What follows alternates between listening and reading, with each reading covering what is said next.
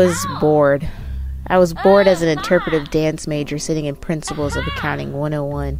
Suddenly, a frantic guy ran in my dorm, wanting me to solve his mystery. You see, I was a dental student and a part-time detective.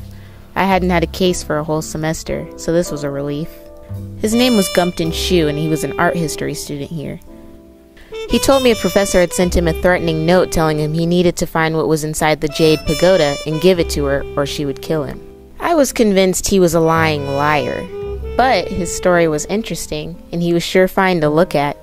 His helpless eyes made me want to help him, no matter how full of baloney he was. All he wanted me to do was break into the museum, take whatever was inside the pagoda out, and give it to the professor in question, Professor P. Pinkerton of the Art History Department.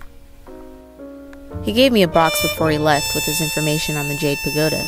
Apparently he was a PhD student in studying the pagoda, and his professor was going to kill him, huh?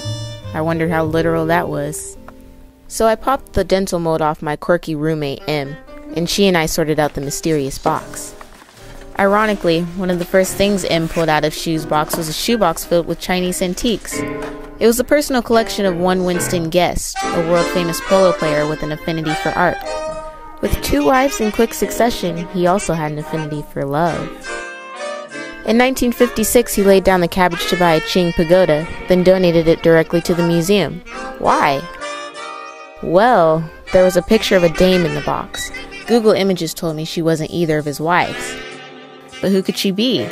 I didn't have enough facts to clear up this mystery, so next morning I was in Pinkerton's office, bright and early.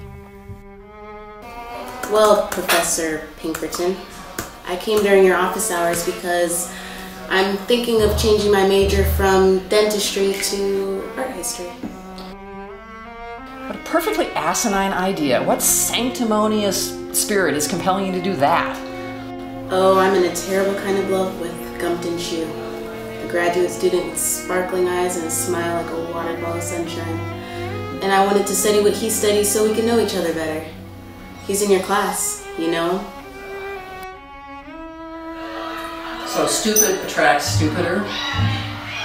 Yes, I know that morbid, indolent, professional student. As a matter of fact, I'm scheduled to watch him die on Friday. Oh, he said something about a Jade Pagoda. Yeah, it was sent in by a guy named Guest years ago. I've been trying for 25 years to find out what's in there, and my incompetent, lazy graduate students have failed me every time.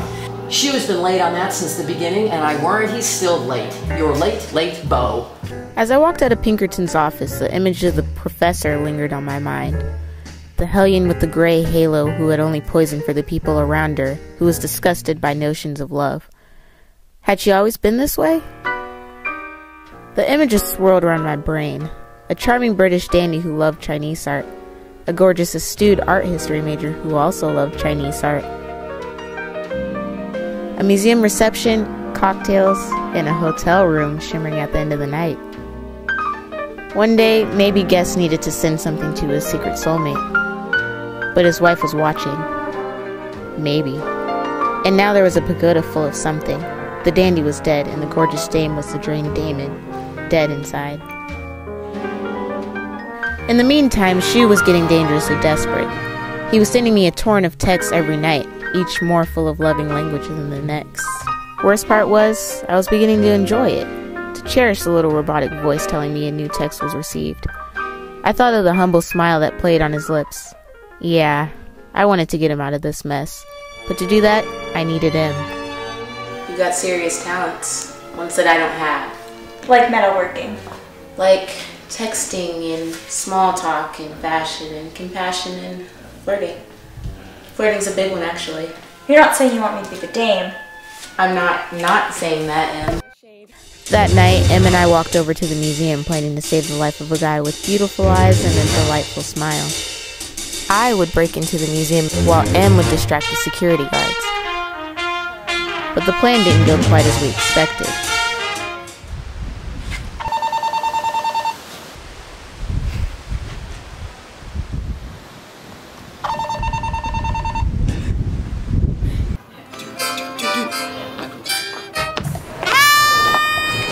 Oh, it's such a treat to find two hot, handsome gentleman on such a cold, dreary night.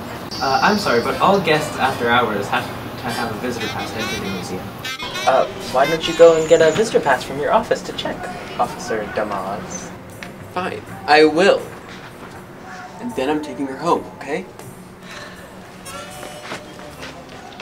How long do you think he's gonna be in there? Knowing Leo will get distracted by a Roman bust of Venus, I'd say at least half an hour. Alright. You know, you're cute, Officer Brady. What do you major in, Officer Brady? Oh, well, I never went to college, but I wanted to major in art. Really? Mm-hmm.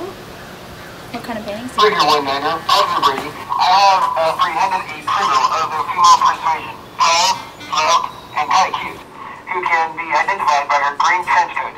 She was last seen snooping around and taking pictures near the Jade Pagoda, which is all known for its illegal. Officer Damas, that's my friend! We were just looking for two hot, handsome men. She must have gotten lost. I swear she won't do it again. Sounds like you're nothing more than an accessory to crime. Officer Brady, meet me at the detainment room and bring the accomplice. Over and out.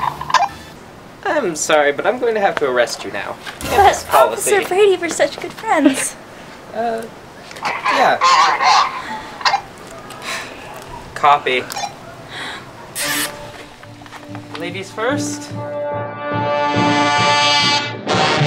sorry for landing us in here. It's alright, we're in it together now. Welcome to the detainment area. This is where you'll be staying overnight if you do not tell us what we want to know. Brady here will ask the questions. I will. Brady, what is question 1? Did we practice this? Oh. Ow! Do you girls know why you committed such a heinous crime? I was trying to solve a mystery to save a man from being killed. It's true, boys. That sounds like a valid reason. Shouldn't we hear more, Leo? Sounds like a fishy story to me. Em and I weren't trying to steal anything like I already said. There's a fellow by the name of Shu who needs to know what's inside the Jade Pagoda. I'd rather commit a misdemeanor by taking an extra look after hours and have his life snuffed out on a Friday. No matter what your tale is, you're clearly trying to steal the pagoda. Remember innocent until proven guilty? Remember how you wanted to take Amelia home? Dude, this is better. If you won't confess, then we'll have to get out of you the hard way. Brady, go get the buckets. I'll go get the matches and the kerosene. Leo? What are you planning, Officer Damas? You wouldn't hurt such nice, sweet girls, would you? I'd do anything for you to prevent it.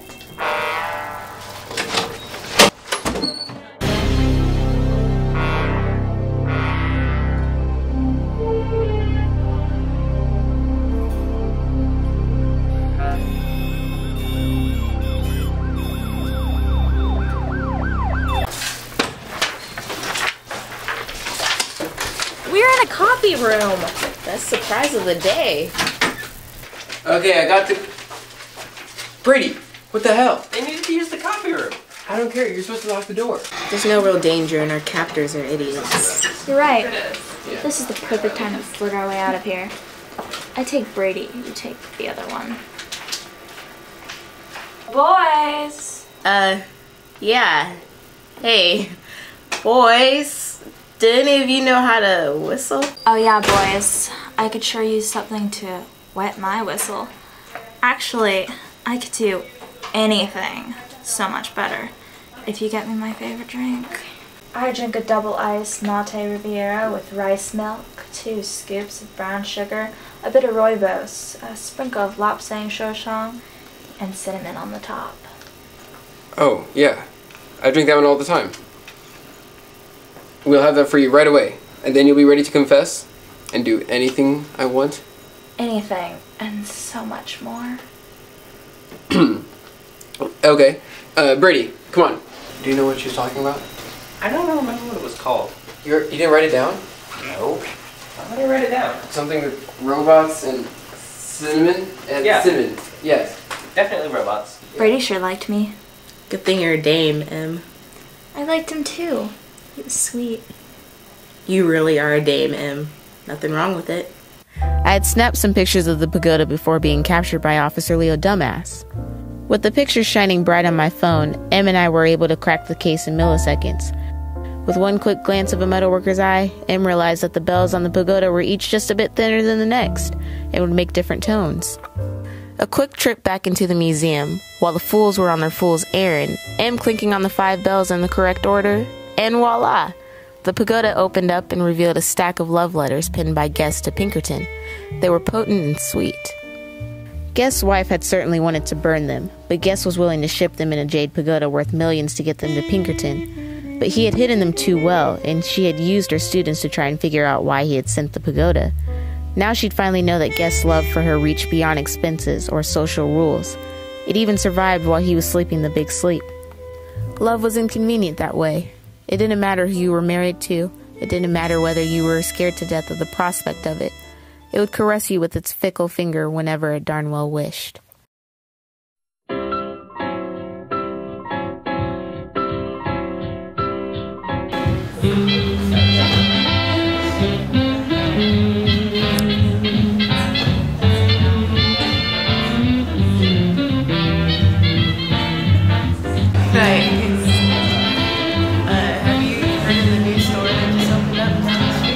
What's it called? I forgot what it's called, but it's... Vanilla milkshake with, tiny robots in it. Tiny robots, okay. And has she had this before? She said that she had, yes. Okay. Are you sure she's not looking for something that just maybe is a little bit like lively, has some liveliness to it? Like No. That's something we carry. Are you maybe thinking about bubble tea? No, it's not bubble tea. Okay, how about kombucha? It has a live and active culture? No, definitely not.